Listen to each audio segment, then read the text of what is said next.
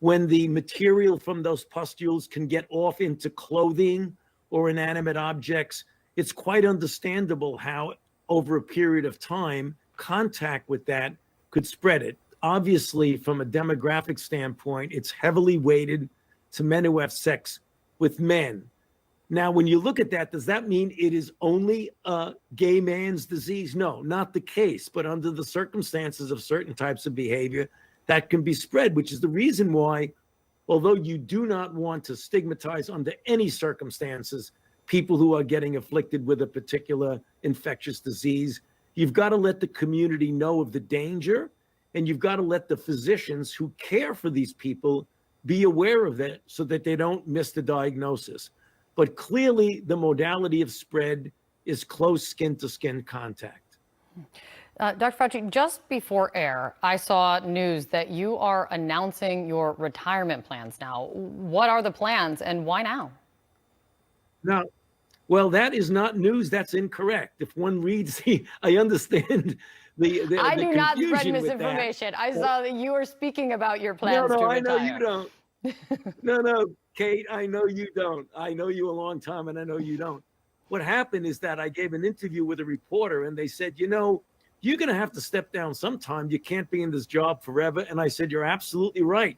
I can't be in this job forever, and I don't anticipate I'll be in this job before the end, at the end of the first term of President Biden, which is January 2025.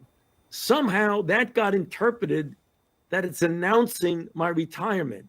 I just said that it is extremely unlikely, in fact, for sure, that I'm not going to be here beyond January 2025. So sometime between now, Kate, and January 2025, you can guarantee I'll step down.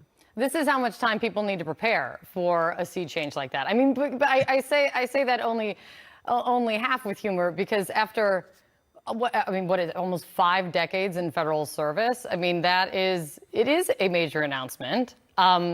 What impacts what impacts your decision? I mean, did the pandemic, the spotlight it put on you, you've been candid about that, did that impact your thought process on retirement? No.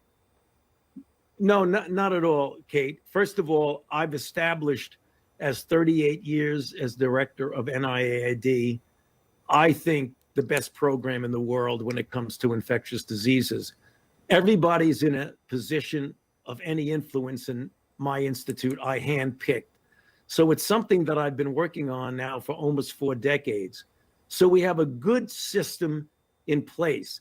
Obviously, you can't go on forever. I do want to do other things in my career, even though I'm at a rather advanced age. I have the energy and the passion to continue to want to pursue other aspects of my professional career.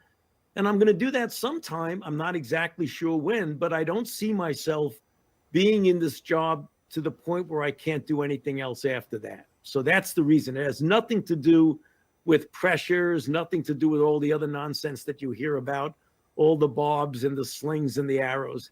That has no influence on me. Well, I anticipate I'll have many more opportunities to bug you in the next couple years about more of your retirement plans and your next chapter. It's good to see you, Dr. Fauci. Thank you for coming in.